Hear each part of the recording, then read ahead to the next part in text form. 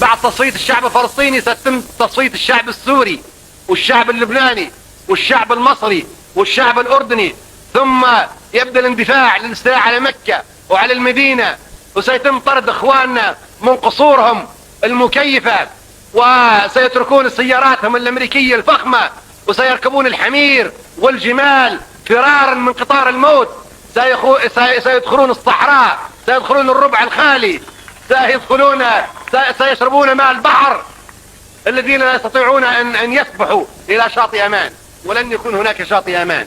أن الإسرائيليين قادمون إلى مصر، الجيش الإسرائيلي قادم إلى مصر قريب أو بعيد، طال الزمن أو قصر، لابد من احتلال وادي النيل. هذا خط في العلم الإسرائيلي، وادي النيل، الخط الأزرق في العلم الإسرائيلي هذا وادي النيل. دولتك يا بني إسرائيل من الفرات للنيل، ما تطمئنوا يا أخواننا الذين تعيشون من الفرات للنيل.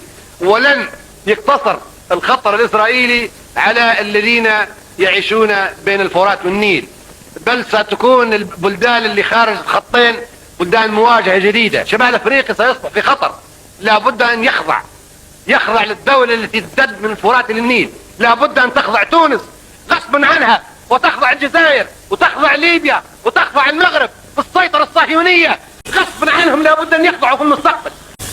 لو يعتقدوا أن السفارات الإسرائيلية تحميهم، السفارات الإسرائيلية السرية تحميهم، مكاتب رعاية المصالح تحميهم، المكاتب التجارية تحميهم، لن تحميكم. هذه مقدمة لقطار الموت، هذه مقدمة للخطر، هذه مقدمة للفناء. كل دولة عربية تمد يدها من تحت الطاولة، كل حكومة عربية تمد يدها من تحت الطاولة للعدو، وتقيم سفارة تسميها مكتب رعاية المصالح. وفي مصالح بين واحد يذبح واحد مذبوح، أي مصلحة تربط بين واحد بيد سكين وواحد أعزل. رعاية المصالح، أي مصالح لليبيا في تل أبيب، أي مصالح لتونس في تل أبيب، أي مصالح للجزائر في تل أبيب، أي مصالح لمسقط وعمان في تل أبيب. يا عالم فيه مصالح معقولة متبادلة بينه وبين تل أبيب، فيه موت متبادل، فيه فناء، فيه دماء. كل حكومة عربية تعمل سفارة إسرائيلية وسميها مكتب العلاقات، مكتب تجاري، مكتب ارتباط، علشان ان تحاوروا. هم قالوا لكم طز في الحوار وطز في المبادرات السلمية، نحن نريد ان نذبح العرب.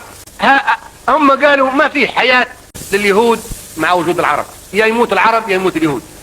وما دام نحن في يدنا القوة ومعنا أمريكا والعرب في حالة ضعف، هذه هي الفرصة التاريخية التي تمكننا من حل هذا المشكل، وهو ذبح كل العرب.